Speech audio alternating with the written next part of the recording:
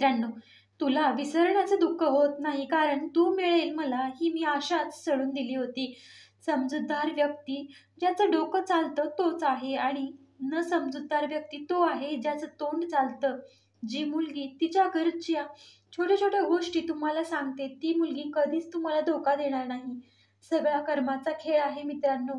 परत येतो तुम्हाला रडवण्यासाठी आणि रडवण्यासाठी.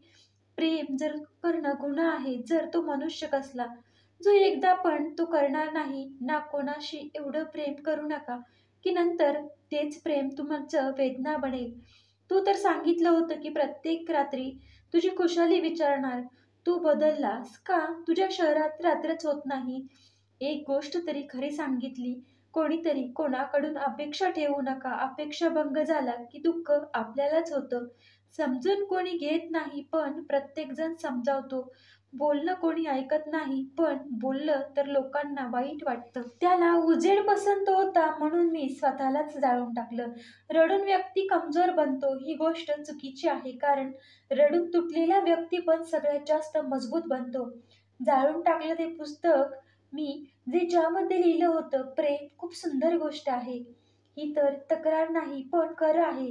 किंमत करणाऱ्यांची कोणीच किंमत करत नाही. प्रेम किती पण खरं असू द्या, पण लोकांना खरं प्रेम करणारे नाही तर सुंदर चेहरे लोकांना पसंत येतात. मित्रांनो मित्रांनो स्त्रीला सगळ्यात जास्त प्रेम आणि आधाराची गरज असते.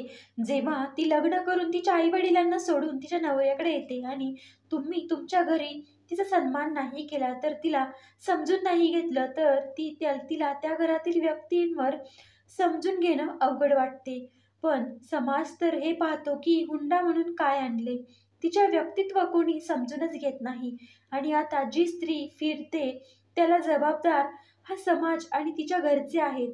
ते तिला समजून घेतलं असतं, तर तिच्या मनातल्या गोष्टी जाणून घेण्याचा तुम्ही प्रयत्न केला असता, तर तिची दशा तिने केली नसती. जर समाजाने तिला समजून घेतलं असतं तर या गोष्टी घडल्याच नसत्या. मित्रांनो, व्हिडिओ आवडला असेल तर नक्कीच लाईक, शेअर आणि सबस्क्राईब करायला विसरू नका. व्हिडिओ पूर्ण पाहिल्याबद्दल धन्यवाद.